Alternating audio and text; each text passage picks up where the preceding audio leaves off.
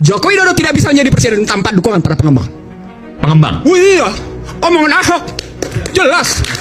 Apa kalimat Aguan? Apa kalimat Aguan? Kami harus menyelamatkan muka presiden. Weh, ayo,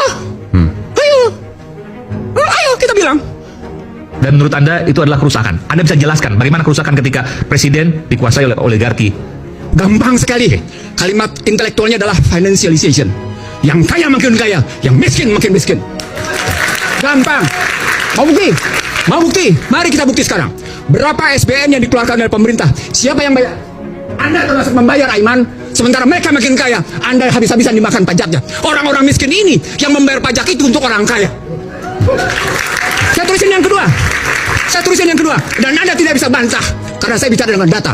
Terjadi deindustrialisasi. Akibatnya PHK di mana-mana. Apa kaitannya deindustrialisasi dengan kekuatan oligarki tadi yang mendukung pemerintah? Karena sistem membenarkan bahwa lebih asik main di sektor keuangan daripada berjalan dalam sistem hukum yang tidak punya kepastian.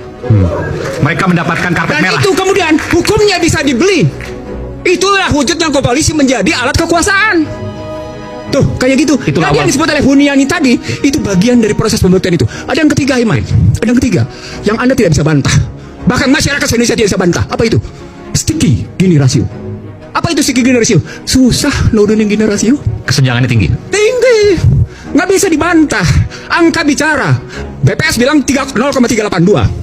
Teman-teman Bogor 0,42, 0,44. Makanya gaduh terus. Sebentar, Anda dengan bicara seperti ini seolah Anda mengatakan ini dilakukan yang paling parah oleh Pak Jokowi dong.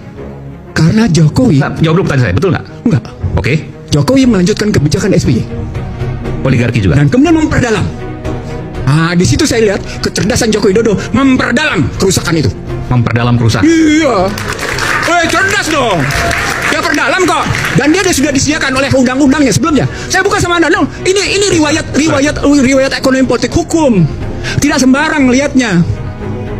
2507. Mungkin bisa Bung Ihsan, mungkin bisa memperdalam itu dalam bentuk apa memperdalamnya? Memperdalam kerusakan. Kerusakan itu, karena ini kan juga ada tendensius untuk itu. Ya, saya setuju. Saya akan buktikan sama Anda. Oke. Saya protes di Mahkamah Konstitusi Undang-Undang 2507 karena menempatkan azas non-diskriminasi, karena memberikan hak atas tanah 90 tahun, karena menyamakan posisi repatriasi, bebas menarik keuntungan kapan saja, karena itu dihapus istilah PMDN. Oke, dampak dari sana, salah satu penilaian yang muncul dari Bank Dunia, Indonesia telah mengalami kebebasan di berbagai sektor dengan sangat memuaskan. Artinya Indonesia sudah sangat liberal. Apa dampaknya? Orang asing begitu enak menguasai. Struktural nih, struktural. Ya. Orang asing menguasai sumber daya, produksi, distribusi, logistik. Contoh realnya dan efek buruknya. Contoh realnya. Oke. Siapa yang menguasai nikel? Cina. Oke, luar. Siapa? yang Sebut-sebut aja. Oke, siapa yang menguasai batu bara? Luar. Sebagian orang dalam, tapi sebagian juga luar. Siapa yang menguasai emas? Seterusnya luar. Oke, sejumlah mineral itu dalam sedemikian rupa. Dan dibikin lagi undang-undang tentang 38 tahun 2008 tentang bagaimana MEA, tentang azas non-diskriminasi. Lagi-lagi kita semua disamakan oleh orang asing kedudukannya. Poinnya adalah bagaimana mungkin yang tidak lulus SD itu mesti perang sama orang asing. Puas? Oke, sudah. Dari sana kemudian terjadi lintas kebebasan para pekerja.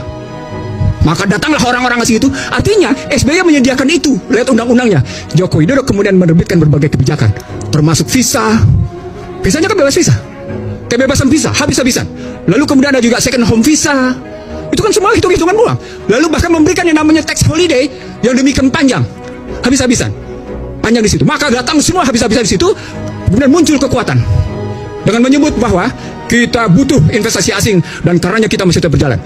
Dalam konstruksi ekonomi politik, ketika ada presiden dan timnya ngebangun seperti itu, maka dampaknya adalah negeri ini menyediakan diri untuk diinvasi. Negeri ini menyediakan diri untuk diintervensi. Negeri ini menyediakan diri untuk diinfiltrasi. Negeri ini menyediakan diri untuk yang namanya diintimidasi. Negeri ini menyediakan diri untuk diindoktrinasi. Ujungnya apa? Inflasi. Ketika inflasi terjadi, Anda takut dengan yang namanya suku bunga. Akibatnya apa? Seperti hari kejadian hari ini. Nilai tukar 16.450. Data saya menunjukkan selama 40 tahun terakhir jatuhnya itu begini. Dolar. Rupiah. Iya, rupiah maksudnya terhadap dolar. Dolar habis. Sangat curam. Curam sekali. Apa artinya? Artinya ketika dia berhubungan dengan fiskal dengan utang, tak kerugian. Nah, di situ orang melihat bandingan antara, saya jawab Yandi, bandingan antara utang yang diciptakan di era SBY dengan utang yang diciptakan di era Joko Widodo. Dari situ orang kemudian melihat berapa sesungguhnya manfaat yang muncul atas 5 indikator. 1. Tingkat kemiskinan.